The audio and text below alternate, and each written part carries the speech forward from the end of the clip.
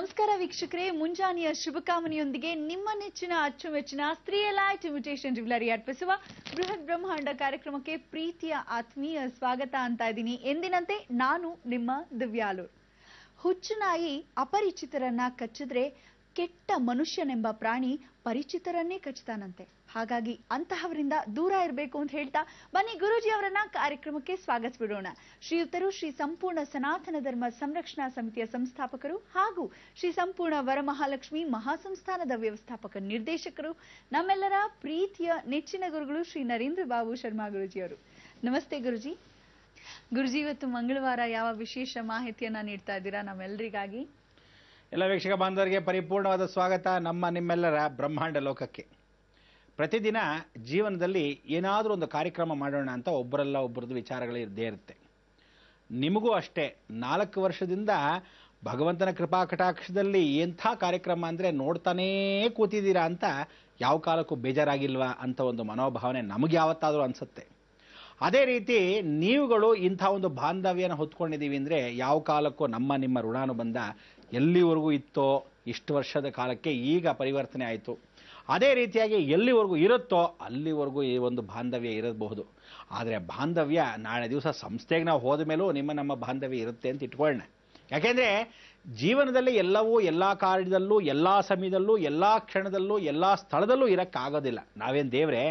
ಆದರೆ ಆ ಭಗವಂತ ಇಂತಿಂಥ ಸಾಮ್ಯ ಇಂತಿಂಥ ಕಾಲದಲ್ಲಿ ನಮಗೂ ಒಂದು ನಿಗದಿತವಾಗಿರ್ತಕ್ಕಂಥ ಅವಧಿಯನ್ನು ಇಟ್ಟಿರ್ತಾನೆ. ನೋಡಪ್ಪ, ನಿನ್ನ ಹಣೆ ಬರ ಇಷ್ಟೇ, ಇದಾದ ಮೇಲೆ ನಿನ್ನ ಕೆಲಸಗಳ ಕರ್ತವ್ಯಗಳು ನಾವು ಇಟ್ಟಿದ್ದೀವಿ, ಮುಂದುವರಿಸಬೇಕು ಅಂತ. ಆದರೆ ನಮ್ಮ ಜೀವನದಲ್ಲಿ ಒಂದು ಆಸೆ ಏನು ಅಂದರೆ ಇರೋಷ್ಟರೊಳಗೆ ಒಳ್ಳೆ ಕಾರ್ಯಗಳನ್ನು ಮಾಡೋಣ, ಒಳ್ಳೆ ಸಂಗತಿಗಳನ್ನು ಹೇಳೋಣ, ಪರಿಪೂರ್ಣವಾಗಿ ಒಳ್ಳೆ ಸಂಬಂಧವನ್ನು ಇಟ್ಕೊಳ್ಳೋಣ ಅಂತ ಹೇಳಿ ನಾವುಗಳೇನು ಮಾಡ್ತೀವಿ, ಈ ಒಂದು ಯಾತ್ರೆಯಲ್ಲಿ ಪರಿವರ್ತನೆ ಮಾಡಿ ನಿಮ್ಮೆಲ್ಲರಿಗೂ ಪಾಲ್ಗೊಂಡು ಆ ಪ್ರಕೃತಿಗೆ ಎಲ್ಲಾದರೂ ಪ್ರಕೃತಿಯ ಮುಖಾಂತರವಾಗಿ ಬಂದಿರತಕ್ಕಂಥ ದೋಷಗಳು ಏನಾದರೂ ದೂರ ಮಾಡಬಹುದಾ, ಪ್ರಕೃತಿಯಿಂದ ಜನಗಳನ್ನ ಉಳಿಸ್ಬೋದಾ, ಅಥವಾ ಭಗವಂತನ ನಿಷ್ಠಾನುಷ್ಠಾನ ಶಕ್ತಿಗಳನ್ನು ಜನಗಳಿಗೆ ಕೊಡಬಹುದಾ, ಎಲ್ಲಾದರೂ ಎಷ್ಟು ಮಟ್ಟಿಗಾಗುತ್ತೋ ಆ ಪ್ರಯತ್ನಗಳನ್ನು ಖಂಡಿತ ಮಾಡಬಹುದು ಅಂತ ಈ ಮುಖಾಂತರ ಹೇಳ್ತಕ್ಕಂಥ ವಿಚಾರ.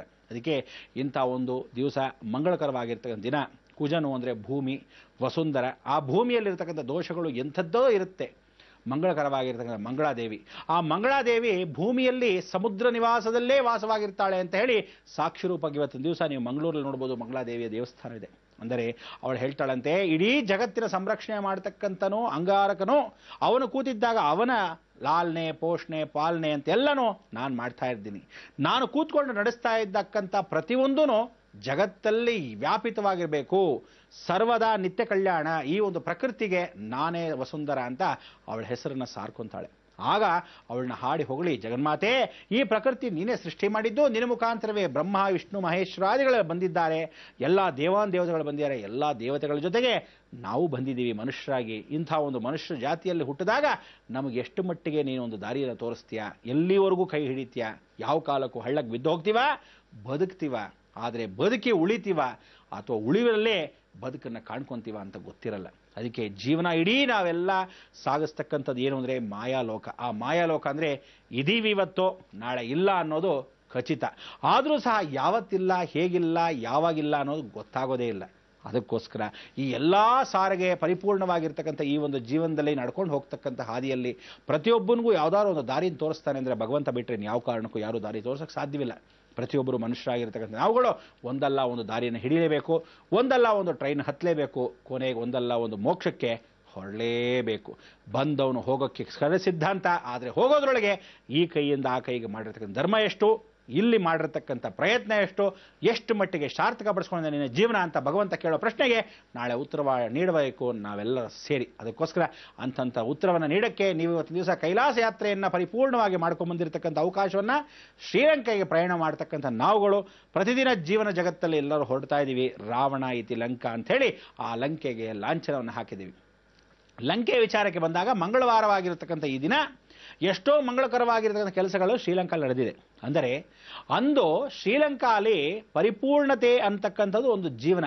ಪರಿಪೂರ್ಣತೆ ಅಂದ್ರೇನು, ಆ ಕಾಲದಲ್ಲಿ ಸಂತೃಪ್ತಿಯಾಗಿದ್ರು, ಜೀವನದಲ್ಲಿ ರಾಕ್ಷಸರೆಲ್ಲರೂ ಸಂತೋಷವಾಗಿದ್ರು, ಅವರಿಗೆ ಯಾವುದೇ ದೇವತೆಗಳಿಂದನೂ ತೊಂದರೆ ಬರ್ತಿರಲಿಲ್ಲ. ಅಂದರೆ ಆ ರಾಜ್ಯದಲ್ಲಿ ದೇವತೆಗಳಿಗೆ ನೋಡಿ, ರಾಕ್ಷಸರಿಗೆ ದೇವತೆಗಳ ಮೇಲೆ ಭಯ ಭಕ್ತಿ ಇರುತ್ತೆ, ಅದೇ ರೀತಿ ದೇವತೆಗಳಿಗೆ ರಾಕ್ಷಸರಿದಾರಲ್ಲಪ್ಪ ಅನ್ನೋ ಭಯ ಭಕ್ತಿ. ನಮ್ಮಗಳಿಗೆ ರಾಕ್ಷಸರ ಮಧ್ಯೆನೇ ಬದುಕಿದ್ದೀವಿ, ಅದರಿಂದ ನಮಗೆಲ್ಲ ಅಭ್ಯಾಸವಾಗ್ಬಿಟ್ಟಿದೆ ಕಲಿಯುಗದಲ್ಲಿ. ಯಾಕೆಂದರೆ ಈ ಕಡೆ ನೋಡಿದ್ರೆ ಆ ಸರ್ಕಾರ, ಆ ಕಡೆ ನೋಡಿದ್ರೆ ಈ ಸರ್ಕಾರ, ಇರೋ ಬರೋರೆಲ್ಲ ರಾಜಕೀಯ ರಾಕ್ಷಸರೇ.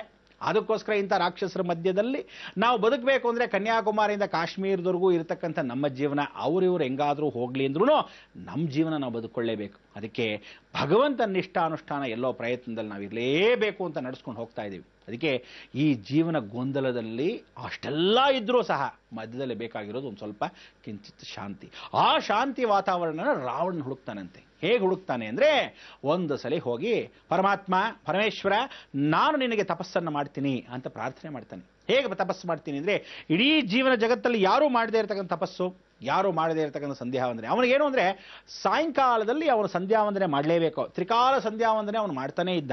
ಅಂದರೆ ಚತುರ್ಥ ಗಾಯತ್ರಿ ಅಂತ ಕರಿತೀವಿ. ತ್ರಿಕಾಲ ಸಂಧ್ಯಾವಂದನೆ ಅಂದರೆ ಬೆಳಗ್ಗೆ ಬ್ರಾಹ್ಮಿ ಮುಹೂರ್ತದಲ್ಲಿ ಬ್ರಹ್ಮ ತೇಜಸ್ಸಲ್ಲಿ ಬ್ರಹ್ಮ ವರ್ಚಸ್ಸಿಗೆ ಆ ಸೂರ್ಯನ ಅರ್ಘ್ಯ ಕೊಡೋದು, ಮಾಧ್ಯಾಹ್ನಿಕಲ ಮಹೇಶ್ವರನ ಅರ್ಘ್ಯ ಸ್ವರೂಪದಲ್ಲಿ ಸೂರ್ಯನ ಅರ್ಘ್ಯ ಕೊಡೋದು, ಸಾಯಂಕಾಲ ಸಂಧ್ಯಾದೀಪದಲ್ಲಿ ಸಂಧ್ಯಾಕಾಲದಲ್ಲಿ ಅರ್ಘ್ಯವನ್ನು ಕೊಟ್ಟು ಸಂಧ್ಯಾಗೆ ನಮಸ್ಕಾರ ಮಾಡಿಸೋದು. ಅದಕ್ಕೆ ಪ್ರಾತಃ ಮಧ್ಯಾಹ್ನಿಕ ಸಂಧ್ಯಾ. ಇವರೆಲ್ಲ ಯಾರ ಮಕ್ಕಳು ನಿಮಗೆ ಗೊತ್ತಿಲ್ಲ, ಧ್ರುವನ ಮೊಮ್ಮಕ್ಕಳು. ಅಂಥ ಒಂದು ಪರಿಪೂರ್ಣವಾಗಿರ್ತಕ್ಕಂಥ ನಕ್ಷತ್ರಾಧಿಪತಿಗಳಲ್ಲಿ ಪ್ರಾರ್ಥನೆ ಮಾಡಿಕೊಂಡು ಆ ರಾವಣನು ಅವನ ಹವಿಸ್ಸನ್ನು ಕೊಡ್ತಾ ಇದ್ದ. ಬ್ರಹ್ಮ ತೇಜಸ್ಸನ್ನು ಹೊಂದಿರತಕ್ಕಂಥ ಕ್ಷತ್ರಿಯ ಧರ್ಮದಲ್ಲಿದ್ದರೂ ಸಹ ಬ್ರಹ್ಮ ವರ್ಚಸ್ಸಲ್ಲಿರ್ತಕ್ಕಂಥ ಬ್ರಾಹ್ಮಣ ಸ್ವರೂಪದಲ್ಲೂ ಇದ್ದ. ಅಂದರೆ ದ್ವಿಗುಣಾಕಾರ ಅವನಿಗೆ ಇತ್ತು. ತಾಯಿ ಕ್ಷತ್ರಿಯ ಧರ್ಮ, ತಂದೆ ಬ್ರಾಹ್ಮಣ ಕಶ್ಯಪ ಬ್ರಹ್ಮ. ಇಡೀ ಜಗತ್ತಿನ ಅಲ್ಲಾಡಿಸಿ ಪರಿಪೂರ್ಣವಾಗಿ ನಾನು ನನ್ನದು ಅಂತಕ್ಕಂಥ ಈ ಒಂದು ಮಹಾ ಮೇಧಾವಿಯಾಗಿರ್ತಕ್ಕಂಥ ರಾವಣನ ಕುರಿತು ನಾವು ತಿಳ್ಕೋಬೇಕಾದ್ರೆ ಅರ್ಘ್ಯವನ್ನು ಸೂರ್ಯನ ಕೊಟ್ಟಾಗ ಯಾರು ಹೊಡನೆ ಹೋರಾಡದ.